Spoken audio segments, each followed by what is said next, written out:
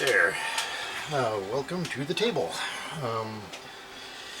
Just getting myself a little bit organized, but I thought I would share with you two projects that are upcoming. Well, one project we're going to do today.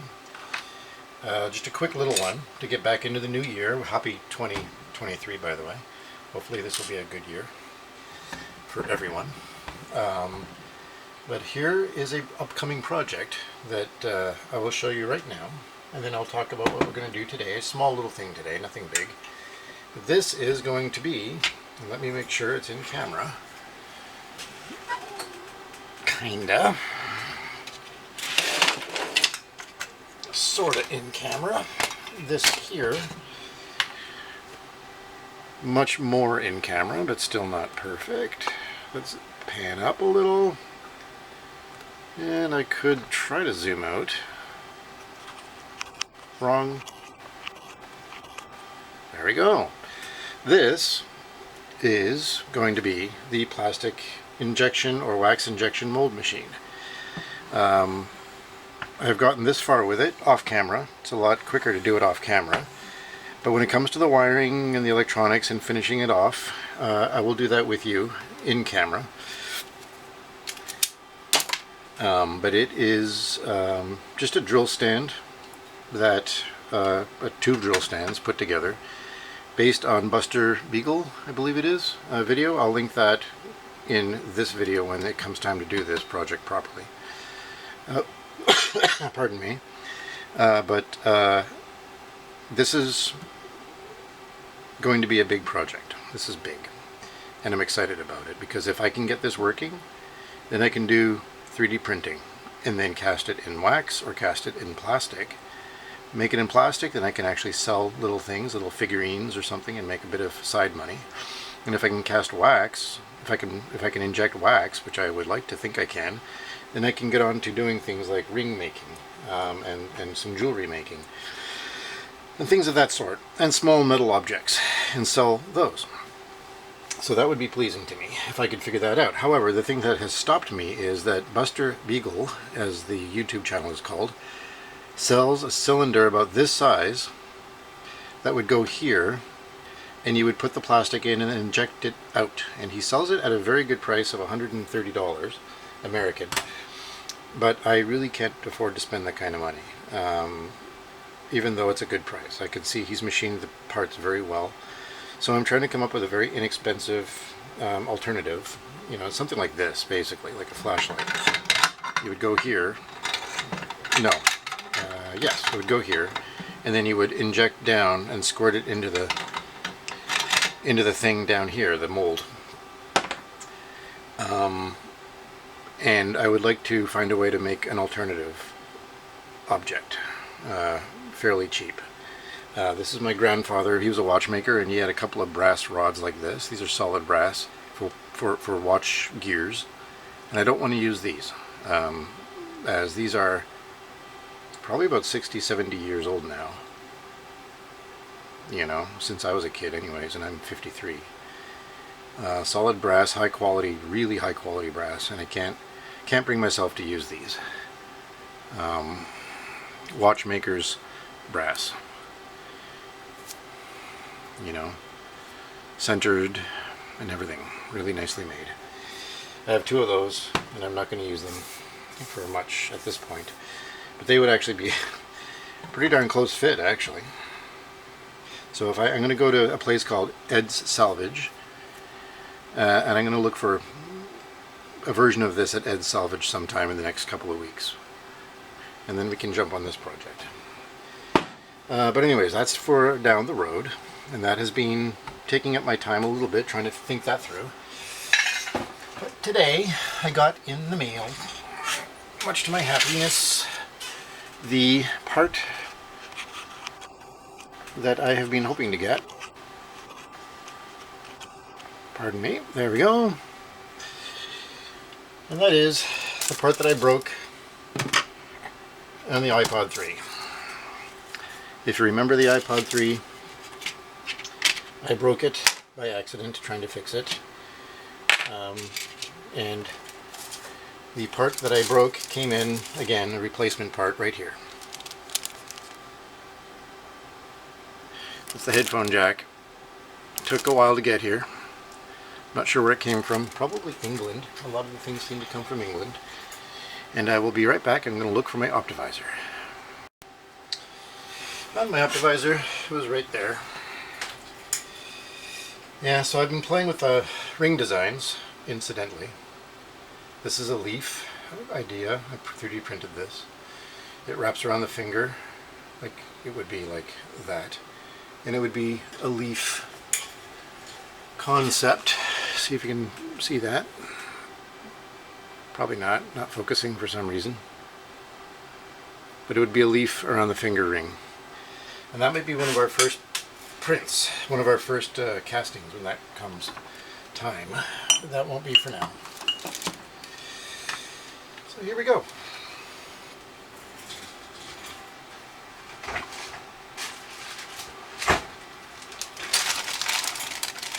Take out our tools.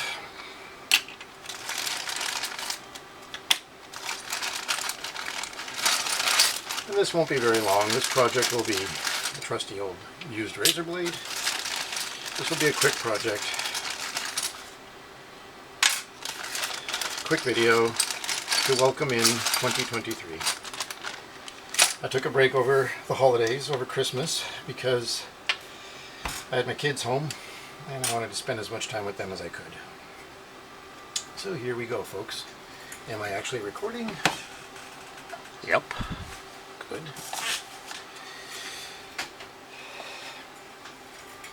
Now, last time we checked this, it booted up. I don't think it will this time because I can't charge this.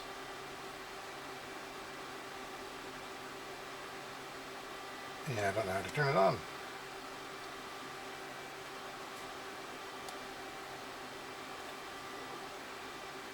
But this did boot up. And so we are going to, I've ordered a proper charge cable for it. And I'm hoping that comes in the next couple of days. It took a while. I've ordered it since last year, since before Christmas. And that'll take a while to get in, I think. But once that's in, we can try charging it and seeing if this will actually be a fully working unit again. And here we go. And this was very easy to open. That.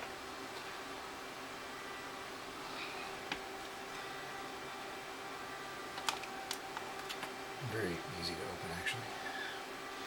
And if you're wondering about the snowblower, if any of you have watched the snowblower videos, they're a big hit. I'm really surprised about that.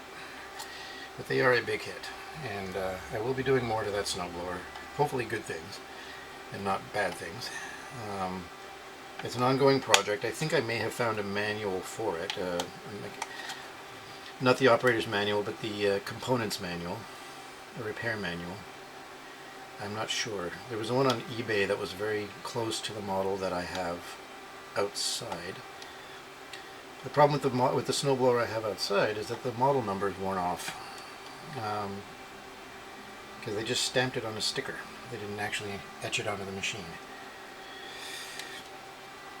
So I don't know what to do. I can't find the model number very easily.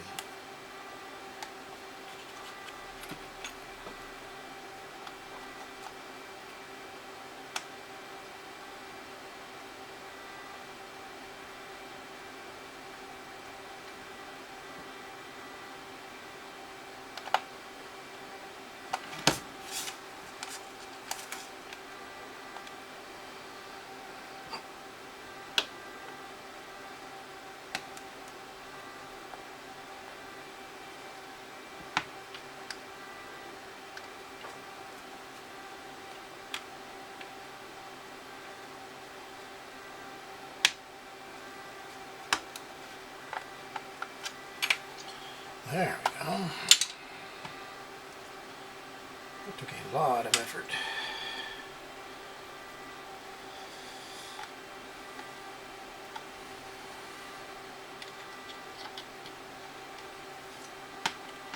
Maybe the last time I opened it was just a fluke. Maybe this is a lot harder to open than I thought.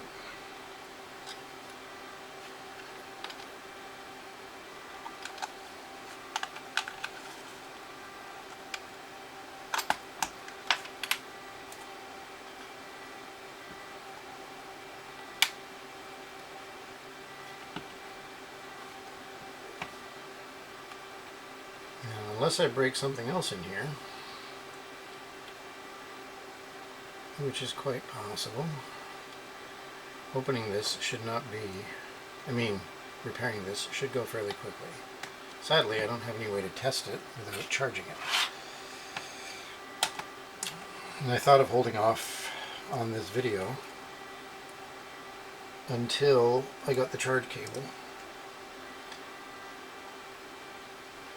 but I didn't. Now there's the insides.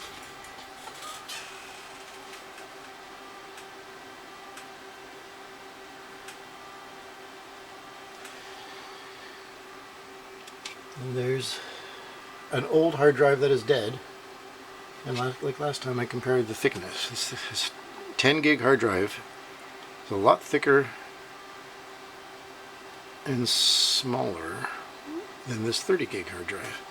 And even today, hard drives are very tiny compared to what they used to be. And completely different technology now.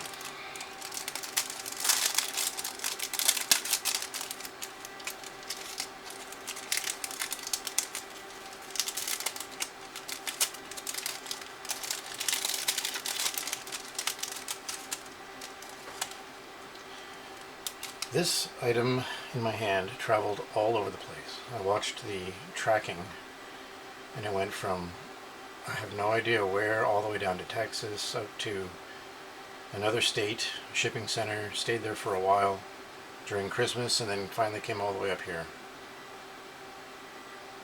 And it's by Foxconn. It looks like it's a real original piece, but it has adhesive here, so that intrigues me, that this might actually be this might be new old stock. This actually might be new old stock from back then. It is dirty though, and it's oxidized.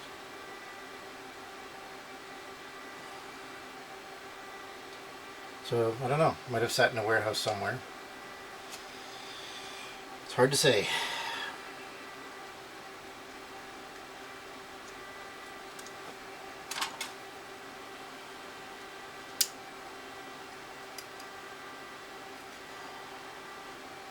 Now they've wrapped this in copper for shielding, I suspect. That's very nice. Keeps water out too, I would imagine. Although, like I said, this item has been wet at least once or twice. And where'd the screwdriver go? That was right here.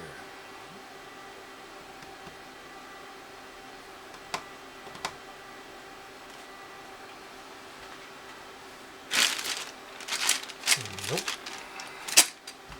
I had a screwdriver right here. Alright.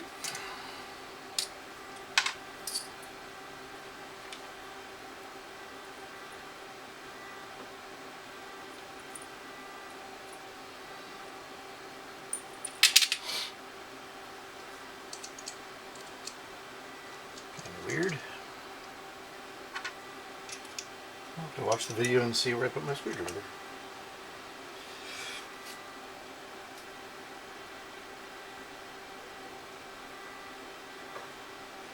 I'm going to have to be very careful with this, very delicate.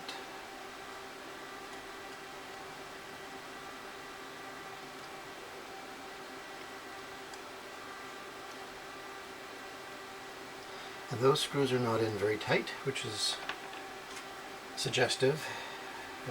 I do not want to put a lot of force on those screws when I put them back.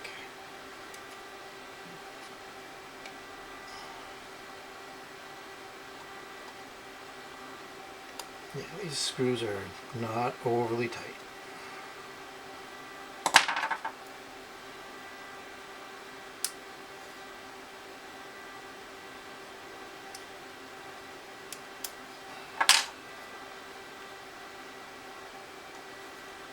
And that one's in at a funny angle.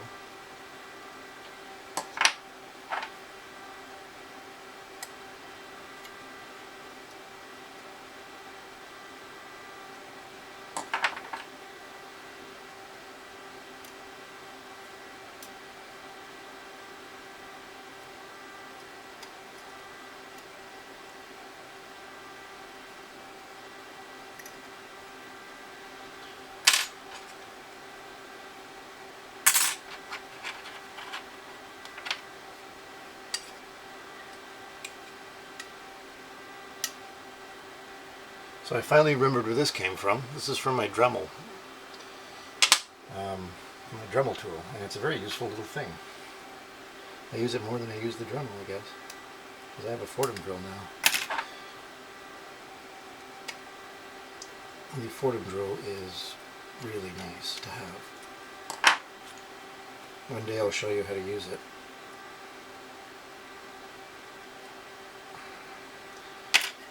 So now this is being held in place with glue and adhesive.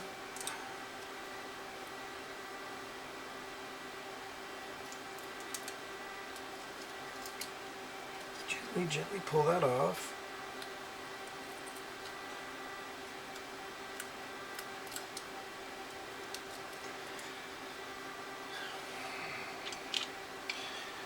Now, I don't know if you can see here. I pulled the copper foil back, and this new unit. Hello. There we go, I guess. This new unit needs to go right here. And hopefully that will be rather painless.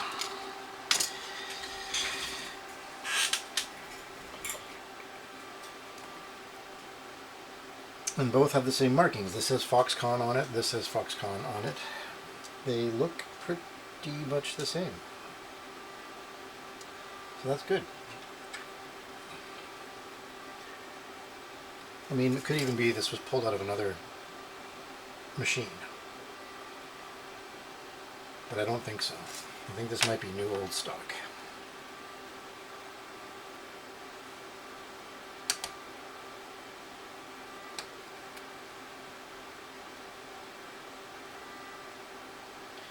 These clips will be old and tired,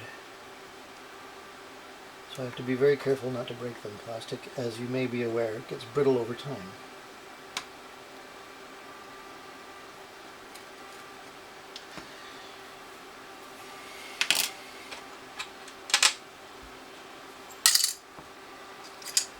And I was having a talk with my children a little while ago over the Christmas break, saying to them, and this is a question I'm going to ask you folks out there, what do you think people used before they used plastic?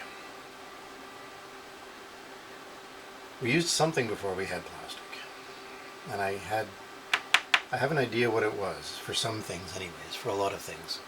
So I'm going to ask you folks out there in the video world, in internet world, what you think we used before we used plastic for things. Because we did use something. And I know what it was for some stuff. And I'll tell you at the end of the video. But my kids were kind of amazed at that.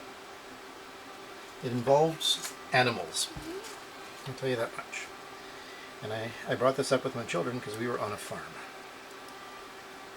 And we were looking at some of the animals involved in what used to be plastic sources.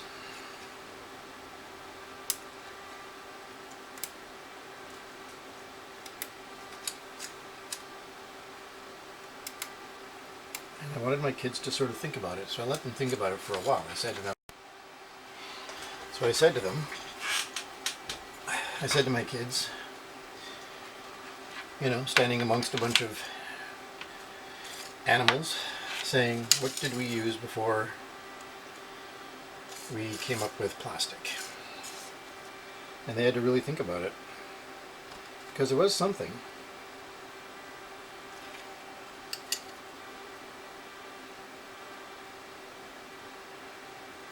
There we go.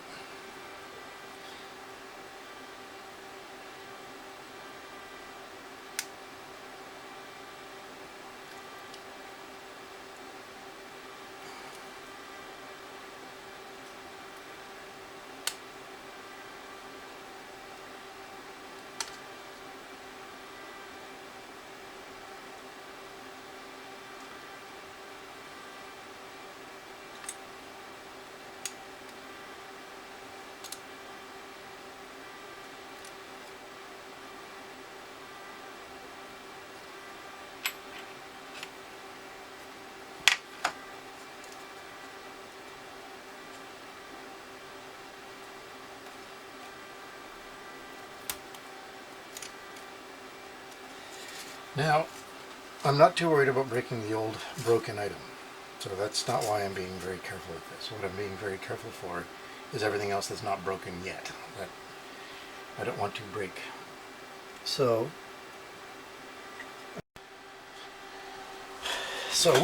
my memory card was full and I had to go take a bunch of stuff off of it.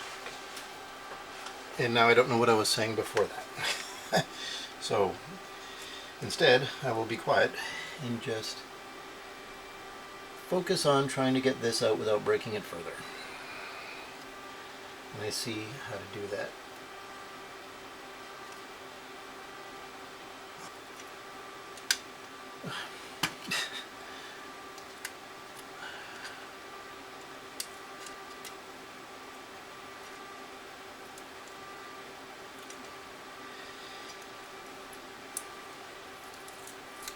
There we go. That's the old one.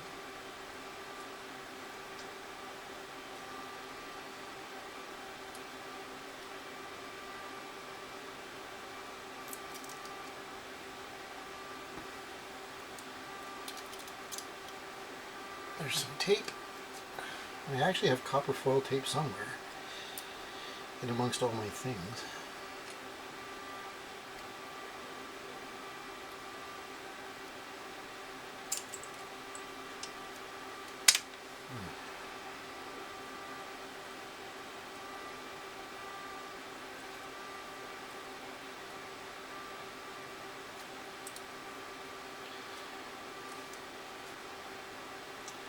There we go.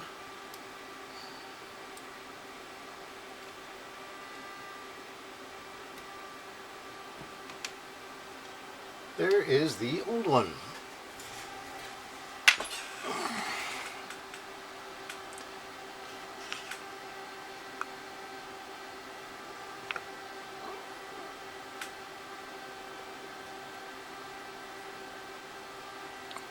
A little bit dirty.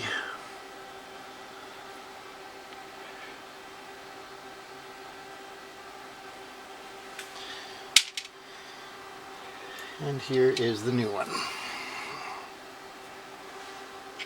Actually, let's have it like this.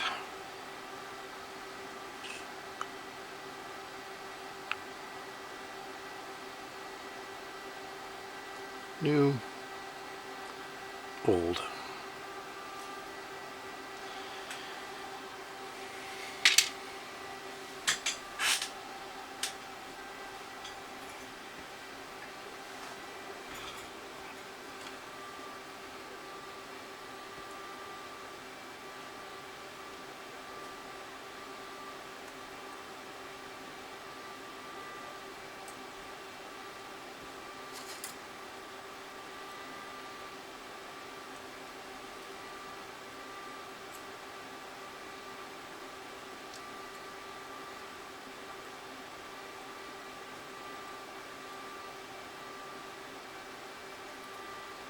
Here's hoping this new replacement part actually works.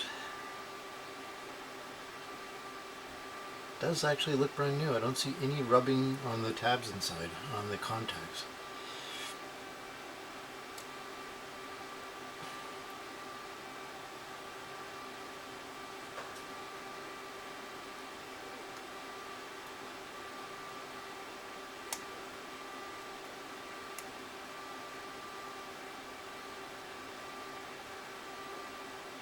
I am really tempted to clean this while I'm here. I'm going to clean this while it's out. Just a bit of alcohol, 99%, and a Q-tip, and get some of that old grease off.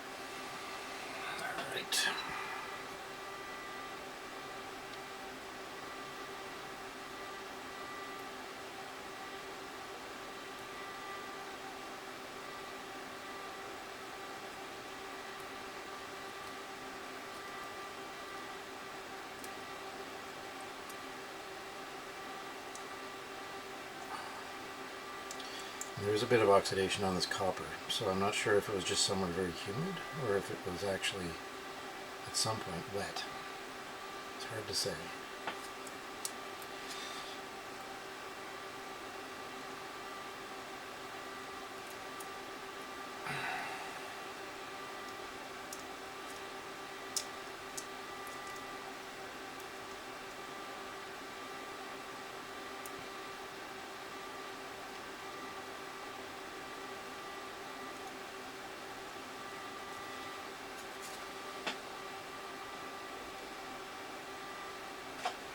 And it lines up well.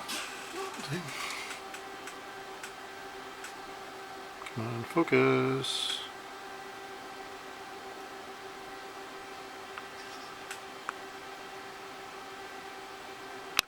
I apologize for the focus. It's not focusing for some reason too well. But there it is. That is the new headphone in the old headphone place. And now to put the screws back. There are 3 screw areas, 1, 2, and 3. And I will put them back now.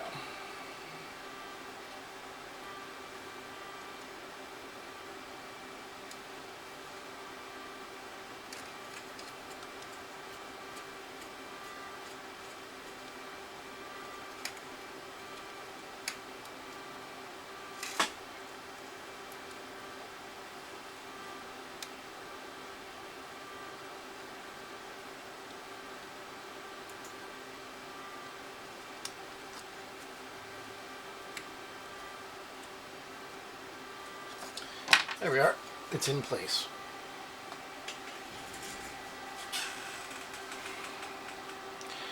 The 3 screws are in, hard to see with the focus. But they're in. And now I will plug this into where it used to be. And then we will close the unit.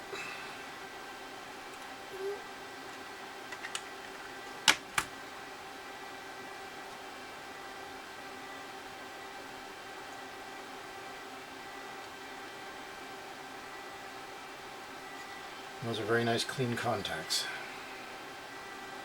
I'm going to give this a quick look over actually while I'm in here. Everything else seems good. Kind of dirty.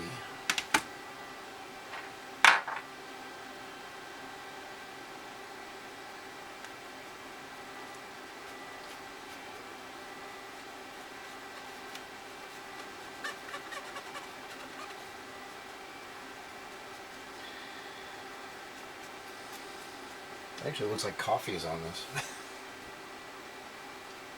I don't smell anything, but it's the right color for coffee.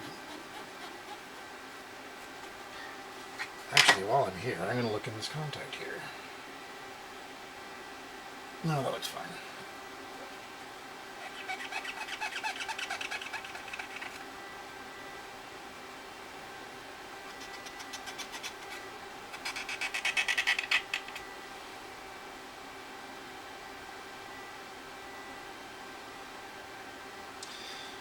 Really don't know what that is.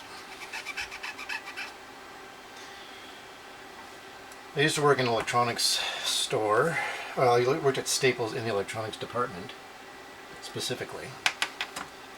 And we always sold extended warranties on things. When I lived out in Calgary. And there we go, plugged in and good to go.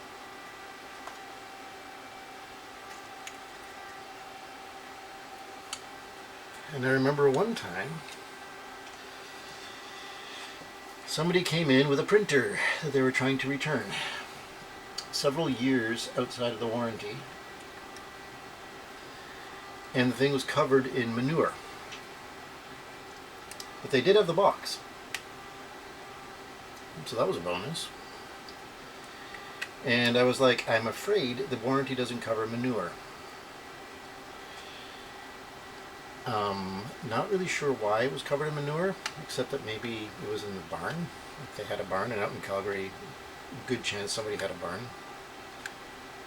But it was literally covered in manure. We didn't take it back. But it was kind of amazing the things people tried to warranty, tried to bring in on the extended warranty. That was one of them. And there we go. Hopefully, a perfectly good working iPod now.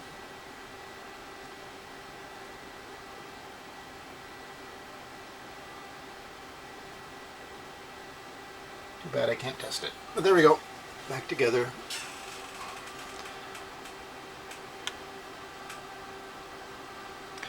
The headphone jack is there.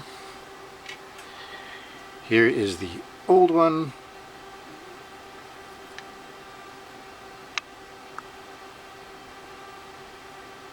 And my camera really doesn't want to focus on this. It's focusing on the desk. There we go. A bit better. This is the old one. This is the new one. And sadly, I can't test it because my battery can't charge. But when I get it charged, I will give it a test and and show you folks that it works, if it works. Yes, so if you have an old iPod, I should say, 3rd generation, and you have to replace the headphone jack, that's how you go about it. And hopefully that is the last thing we have to do to this. So thank you for tuning in, and welcome to 2020. Thank you for tuning in. Welcome to 2023. Hopefully this channel will have a good future ahead of it. It's not a big channel. We don't do a lot here. We just try to fix things, repair things, keep things going forward. But I thank you for all 140 of you who are subscribed. I have 140 subscribers now. So thank you very much for subscribing.